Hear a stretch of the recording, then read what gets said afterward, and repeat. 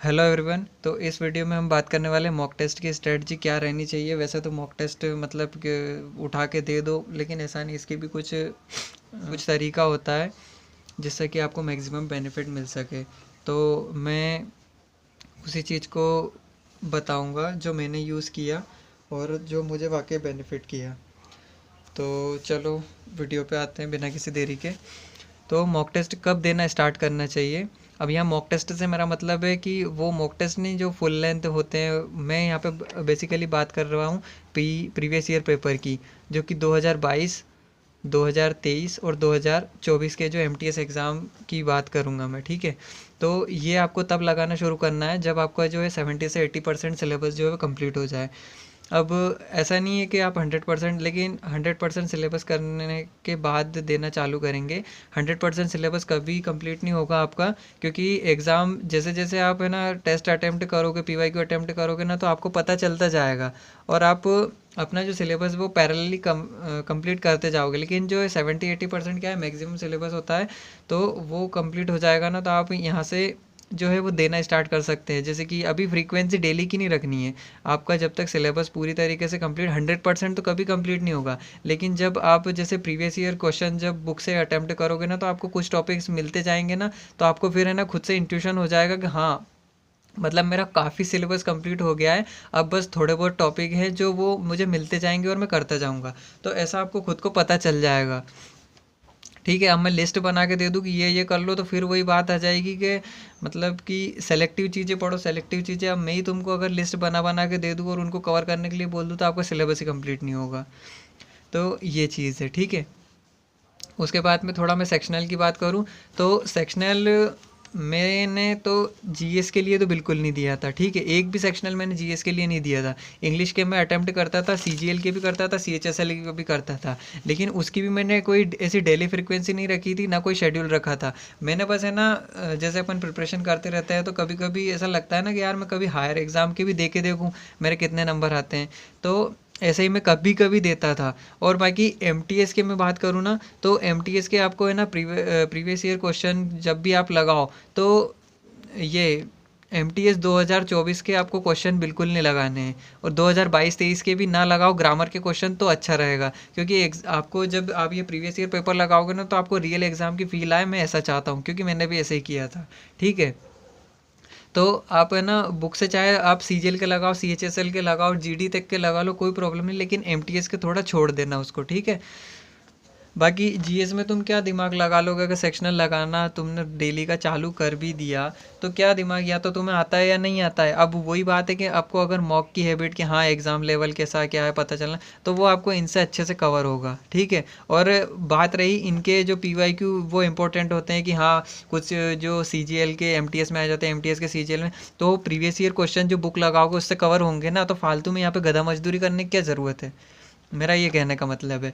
अब इसके मतलब आप सीएचएसएल के, सीजीएल के सिलेक्शन पोस्ट के, इनके जब मॉक देखोगे, तो सबके मतलब सीजीएल की 30 शिफ्ट होती है, इसकी भी लगभग इतनी रहती है सिलेक्शन पोस्ट की। तो सारे शिफ्ट के अगर सेक्शनल भी देख लो, सब कुछ अगर सब कुछ ही मतलब लगाने लगो, दिमाग में खिचड़ी अलग बन जाएगी और कुछ होगा भी नहीं। इससे अच्छा आपको है ना बस प्रीवियस ईयर क्वेश्चन करने हैं ना, सेक्शनल में बोल रहा हूँ, जीएस के भी लगा लो, इंग्लिश के भी लगा लो, मेरे को कोई प्रॉब्लम नहीं, ठीक है। लेकिन आपको जो एम के जो 22, 23, 24, इनको बिल्कुल एकदम रियल एग्ज़ाम की तरह देने हैं, ठीक है। अब ये कैसे देने हैं, तो 22 से स्टार्ट करना है। तो 22 का लेवल थोड़ा इजी था, उससे हार्ड जो 23 के थे और उससे हार्ड 24 के थे। जब आप इनको अटेम्प्ट करोगे ना, तो कुछ क्वेश्चन आपको 22 में भी मिलेंगे कि यार इररेलेवेंट चीज़ें हो रही है, और इनको आप प्रीवियस ईयर से भी कवर कर चुके होंगे। और जीएस की बात करो ना मैं, तो जीएस में आप है ना जब आप प्रीवियस ईयर क्वेश्चन बुक से अटेम्प्ट करोगे ना, तो आप इनको मतलब जीएस के क्वेश्चन आप 24 के भी कर सकते हो, क्योंकि जीएस में ऐसा ही है कि जितना ज़्यादा याद कर सको उतना सही है, ठीक है। तो आप इसके आप ना भी छोड़ो तो कोई प्रॉब्लम नहीं, बाकी छोड़ दो तो ज़्यादा अच्छा है, क्योंकि एग्ज़ाम में मतलब 2024 के जब आप टेस्ट दोगे तो रियल फील आएगी, ठीक है। तो जब मैंने मेरी बात करता हूँ मैं, जब मैंने 23 मतलब डायरेक्ट मैंने 22 के नहीं लगाए थे, पहले 3-4 क्वेश्चन मैंने 3-4 जो प्रीवियस ईयर पेपर जो होते हैं मैंने 23 के लगाना स्टार्ट कर दिए थे। तो मेरे को ना बहुत अटपटा लगा था कि यार ये क्वेश्चन कैसे हैं। फिर जैसे फिर मैंने 22 के शुरू किए और फिर 23 पे आया ना मैं, तो मेरे को थोड़ा ऐसा लगा कि हाँ मैंने कुछ कुछ पढ़ा है और ज़्यादा अटपटे नहीं लग रहे हैं। लेकिन फिर जब मैंने 3-4 इसके लगाए ना, फिर एकदम नॉर्मलाइज हो गया मेरे लिए। और मॉक टेस्ट के जो भी स्कोर है मैं पिछली वीडियो में वो टेलीग्राम चैनल की लिंक भी दे चुका हूँ और इसमें मिल जाएगी, तो आप वहाँ पे चेक कर सकते हैं मेरा स्कोर। और तो ऐसे आपके जो जब आप इन दोनों को कवर कर लोगे ना, तो फिर 2024 पे जब आप आओगे ना, तो इतनी ज़्यादा प्रॉब्लम नहीं आएगी। लेकिन अगर डायरेक्ट 2024 के आप अटेम्प्ट करने चले गए ना, तो बहुत प्रॉब्लम आएगी। एक बात करता हूँ करंट अफेयर के क्वेश्चन, तो करंट अफेयर के क्वेश्चन आपको ना तो 22 के अटेम्प्ट करने ना 23 के अटेम्प्ट करने, बस उनको पढ़ना है लेकिन अटेम्प्ट नहीं करना है। चाहे वो स्कोर कम आए वो चलेगा, लेकिन आपको इनको अटेम्प्ट नहीं करना है, चाहे आपको आता है या नहीं आता है। ना तो 2024 के अटेम्प्ट करने हैं, ना 2022-23 के अटेम्प्ट करने हैं। बस उनको पढ़ना है ताकि आपको आइडिया रहे कि आप मतलब जब आप करंट अफेयर करो तो आपको आइडिया हो जाए कि कैसे क्या करंट अफेयर आते हैं। बाकी ना तो आपको अगर आप सेक्शनल देना ही चाहते हो ना, तो एमटीएस के तो बिल्कुल मत देना। क्योंकि आप मान लो अगर आपने जीएस का दिया तो उसमें क्या कर लोगे, या तो आपको आता है या नहीं आता है। अगर आप एलिमिनेशन बहुत हद तक क्या करोगे, एलिमिनेशन लगा लोगे, तो एलिमिनेशन के लिए भी कॉन्सेप्ट क्लैरिटी होना ज़रूरी है। ठीक है, आप एमटीएस के लिए प्रिपेयर कर रहे हो ना, तो बिल्कुल आपको एमटीएस को एकदम सीरियसली, इनके जो पेपर्स हैं इनको बिल्कुल रियल एग्ज़ाम की फील देनी होगी, तब आपका मतलब अच्छा रहेगा। और इनके मतलब सोचते हैं कि इनके मॉक्स अटेम्प्ट करे कि नहीं प्रीवियस ईयर, तो ये बुक से कवर हो तो रहे हैं, क्या ज़रूरत है मतलब फालतू में या नाटक करने की। जो रियल चीज़ें हैं उनको अटेम्प्ट करो ना, जो आप देने वाले हो, जो आपको रियल फील चाहिए, तो ये चीज़ें अटेम्प्ट करो ना 22, 23, 24 के। इनके देने की ज़रूरत नहीं है, मेरी बात मानो तो। सेक्शनल आप कभी कभी इंग्लिश के दे लिया करो, जीएस के भी दे लिया करो, लेकिन उसका कोई ऐसा डेली का शेड्यूल मत बना लेना कि बस डेली देना ही है, देना ही है। प्रीवियस ईयर क्वेश्चन पीवाईक्यू करोगे ना, जब इनसे इनके क्वेश्चन आराम से कवर हो जाएंगे, डिस्क्रिप्शन भी वहीं पर मिल जाएगा, तो आपका टाइम भी सेव होगा। मेरा बस कहने का इतना मतलब है। अब आते हैं कि जब आप ये चीज़ें जब अटेम्प्ट करोगे तो तुक्का मारेंगे नहीं। तो देखो, तुक्का अभी से मारना चालू कर दोगे तो फिर वही माइनस मार्किंग होती है। तो तुक्का तुक्का मारने के लिए मतलब थोड़ा बहुत तो कॉन्सेप्ट क्लियर होना ज़रूरी है। और अभी आप तुक्का मारोगे तो फिर एग्ज़ाम में क्या करोगे। फालतू की आदत मत डालना। अभी अगर किसी चीज़ में कि हाँ बिल्कुल मेरे को आता ही है, लग ही रहा है कि यही होगा, और तुक्का मार रहे हो ना, तो उसको एक अलग से मार्किंग कर लेना, एक पेज लेके बैठना जहाँ पे आप अपना एक डायरी बना लेना, पहले तो एक कॉपी पतली सी, तो उसमें क्या है अपना रोज का स्कोर लिखना और जो क्वेश्चन नहीं आए वो भी लिख लेना। ठीक है, तो उसमें मार्किंग कर लेना कि ये क्वेश्चन मैंने तुक्के से अटेम्प्ट किया, उसके बाद में उसको चेक करना। अब बहुत सारे मतलब ये भी पूछते हैं कि कौन से प्लेटफॉर्म से दूँ, क्या है। तो देखो, मैंने टेक्स्ट बुक के दिए थे। अगर आप भी टेक्स्ट बुक का मतलब अच्छा रहता है, अगर आप टेक्स्ट बुक का देना चाहते हो ना, तो आपका स्क्रीन पे एक कोड आएगा, तो वो कोड डाल के अगर आप पास लेना चाहते हैं, पास प्रो लेना है आपको, तो आप वो कोड डाल के ले सकते हैं, आपको 10% का ऑफ मिल जाएगा। उसके बाद में बात करूँ मैंने कितने जो है वो टेस्ट लगाए थे, तो मैंने है ना 1200 हज़ार से ऊपर एमटीएस के सेक्शन में टेस्ट हैं, लेकिन मैंने सिर्फ 148 लगाए थे, जिसमें से 90 तो ये दोनों के थे। ठीक है, उसके बाद में बोला सही मैंने कि कुछ करंट अफेयर का अटैम्प्ट कर लिए थे, जीएस के कभी लगाए थे, और सेक्शनल मैंने जो है वो सीजीजीएल और सीएचएसएल के लगाए थे। इंग्लिश के मैंने एमटीएस के कभी नहीं लगाए। ठीक है, उसके बाद में कुछ चैप्टर टेस्ट ऐसे करके 148 हो गए थे, बाकी इन दोनों का ही मेजर रोल था। ठीक है, और मॉक टेस्ट जो फुल लेंथ टेस्ट होते हैं वो, हाँ उसकी बात करूँ मैं, तो वो भी मैंने लगाए थे, तो उसमें से भी 2-3 छोड़ दिए थे। उसका स्कोर जो है वो मैं स्क्रीन पे रिफ्लेक्ट मतलब स्क्रीन पे आ जाएगा, जो भी 113 शायद मेरा जो एवरेज स्कोर था, और शायद 13, 15 या 16 ऐसे मेरी रैंक है उसमें, ऑल इंडिया रैंक। ठीक है, सम अप कर देता हूँ मैं। जब आपका 80-90% सिलेबस आए, तब आपको मतलब लगाना स्टार्ट करना है। जैसे कि एक आज दे लिया, फिर उसके थोड़े दिन बाद दे लिया, फिर आपको लगे, जब आप पीवाईक्यू से कवर कर लो, जब आपको लगे कि हाँ मेरा सिलेबस मैक्सिमम कवर हो गया है, अब बहुत ज़्यादा बचा नहीं है, तो आप डेली लगाना शुरू कर सकते हैं। डेली एक फ्रिक्वेंसी में डेली एक ही लगाता था, सेक्शनल आपको आप चाहें तो दे सकते हैं, लेकिन एमटीएस के सेक्शनल बिल्कुल नहीं देना है आपको। बिल्कुल 22, 23, 24 से बिल्कुल रियल एग्ज़ाम की फील लेनी है, ठीक है। आप जब 2024 के जब अटैम्प्ट करो, पहले 22 के अटैम्प्ट करना, फिर 23 के अटैम्प्ट करना, 24 थोड़े अटपटे क्वेश्चन मिलेंगे। जब आप 5-6 मॉक टेस्ट लगा लोगे तो फिर 2024 का भी आपको नॉर्मल हो जाएगा।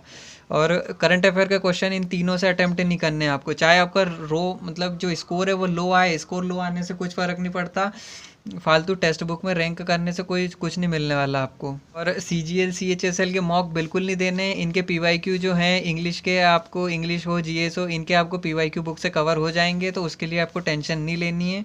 बस आपको अपने प्रति ईमानदार रहना है, ठीक है। फिर काफ़ी लोगों को प्रॉब्लम आ रही थी कि इकोनॉमिक्स जो है वो एक हार्ड सब्जेक्ट है, तो ये थोड़ा हार्ड लगेगा क्योंकि आपने बचपन से पढ़ा नहीं। मैंने भी नहीं पढ़ा था, मेरे को भी लगता था, फिजिक्स भी लगेगा ही सही थोड़ा, तो इनको लास्ट में कवर करना है। इसके जो इकोनॉमिक्स के जो 80% क्वेश्चन होते हैं ना, वो तो ईजी होते हैं, बाकी 20% जो है वो थोड़े हार्ड हो जाते हैं, तो वो शायद नहीं बनते, तो वो सबके लिए हार्ड होते हैं। तो आप कम से कम वो 80% को तो कवर करो, ये है प्रॉब्लम। और फिजिक्स बहुत सारे बोलते हैं कि फिजिक्स छोड़ दे। मान लो आप फिजिक्स छोड़ के अगर कहीं से इजी क्वेश्चन आ गया, सब इजी क्वेश्चन बना के, और आपने इजी क्वेश्चन नहीं बनाया, तो फिर आपका तो लो स्कोर, आपको मतलब 1 नंबर से आदमी रह जाता है, या तो एक क्वेश्चन 3 नंबर का है, तो आप ऐसे छोड़ कुछ भी नहीं सकते। मेरा कहने का ये मतलब है, चाहे वो सब्जेक्ट आपको हार्ड लगे, उसमें थोड़ा करके जाओ, लेकिन करके जाओ, ये है मेरा कहने का मतलब। छोड़ तो कुछ भी नहीं सकते आप, लेकिन हाँ इतना है कि इनको आप लास्ट में शिफ्ट कर सकते हैं कि इनको मैं है ना लास्ट में कवर करूँगा, जब मेरा सारा सिलेबस जो है वो कवर हो जाएगा, फिर मैं धीरे धीरे इनको भी कर लूँगा। उसके बाद कुछ पूछते हैं कि ऐसा टीचर बताओ जिसके डायरेक्ट क्वेश्चन फंस जाते हैं। तो मैं बोल रहा हूँ ना, एक काम करो, जितने भी एसएससी के टीचर हैं ना, जो पढ़ाते हो, जीएस पढ़ाते हो, इंग्लिश, सबसे पढ़ के देख लो और फिर क्वेश्चन बनाओगे ना, फिर भी नहीं फंसेंगे क्वेश्चन। तो क्वेश्चन आपके सिर्फ, आपका जो सिलेक्शन है, आपका जो स्कोर है ना, वो सिर्फ 3 चीज़ों पर डिपेंड करता है, सिलेबस और PYQ और टेस्ट पे। ये 3 चीज़ें नहीं होगी ना, जब तक आपका सिलेक्शन, कोई भगवान भी आ जाएगा ना तो भी नहीं होगा, ये बात याद रख लेना। और डायरेक्ट डायरेक्ट क्वेश्चन मैं परमार सर से पढ़ा हूँ। परमार सर के मतलब ऐसे डायरेक्ट क्वेश्चन तो यार किसी के भी नहीं फंसते, चाहे वो कुछ भी हो, क्योंकि है ना हमेशा क्वेश्चन चेंज होके ही आता है, थोड़ा बहुत मतलब घुमा फिरा के ही देते। ऐसे डायरेक्ट क्वेश्चन फंसने लगे तो फिर क्या बात।